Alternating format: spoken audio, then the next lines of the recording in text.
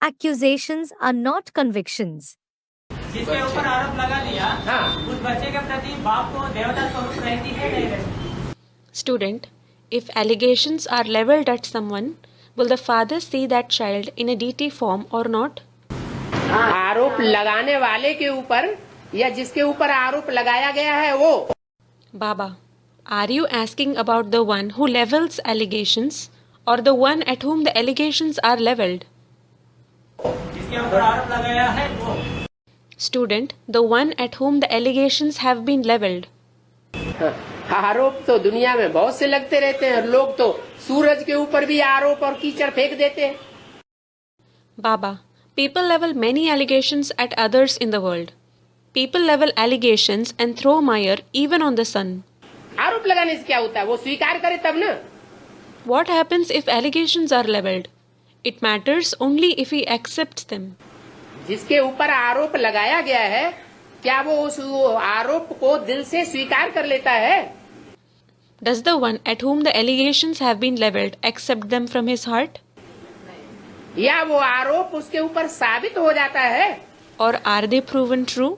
जब साबित भी नहीं होता और जिसके ऊपर आरोप लगाया गया है वो दिल से स्वीकार भी नहीं करता, उसके ऊपर कोई प्रभाव ही नहीं पड़ता।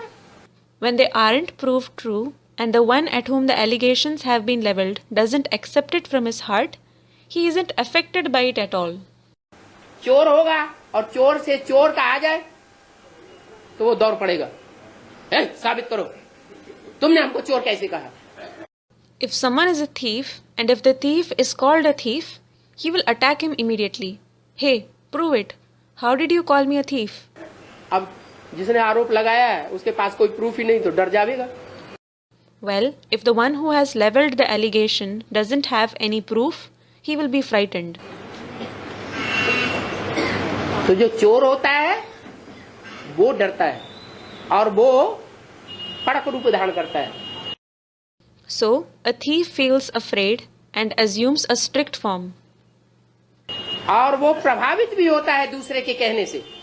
And he also becomes influenced by others. लेकिन जो चोर है ही नहीं, उसके ऊपर कोई लाख आरोप लगाता रहे। But as for the one who is not a thief at all, even if someone keeps leveling 100,000 allegations at him, सारी दुनिया आरोप लगाए, the entire world may level allegations at him, जो बोला है मुरली में, सारी दुनिया दुश्मन बनेगी। for which it has been said in the Murli that the entire world will become an enemy. सारी दुनिया में कोई रह जाएगा या सारे ही आ जाएंगे? Will anyone be excluded from the world or will everyone be included in it? अष्टदेव आवेंगे कि नहीं? Will the 8 deities be included in it or not? है? अष्टदेव भी उस लिस्ट में आ जाएंगे थोड़े समय के लिए। Even the 8 deities will be included in that list for some time. अगर वो भी उस लिस्ट में ना आवे तो 84वें जन्म में जाके कन्वर्ट न हो। Hadn't they too been included in that list, they wouldn't have converted in the 84th birth. वो भी उस माया के विकराल रूप के प्रभाव में आ जाएंगे थोड़े समय के लिए। They too will come under the influence of the fierce form of that Maya for some time. तो प्रभावित होते हैं प्रभावित होने वाले। So, those who are to be influenced will be influenced. तो सारी दुनिया में सब चोर हैं, सब झूठे हैं, नंबरवार पुरुषार्थ अनुसार, या कोई दो चार ऐसे भी हैं जो झूठे नहीं हैं? So, is everyone in the world a thief? Is everyone false number-wise according to the Purusharth? Or are there any of such ones, 2 to 4 people who aren't false? हैं?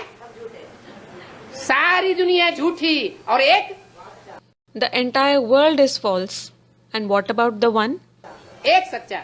The one is true. ये साबित होना है या नहीं होना है? Is this going to be proved true or not? Student, it is going to be proved true.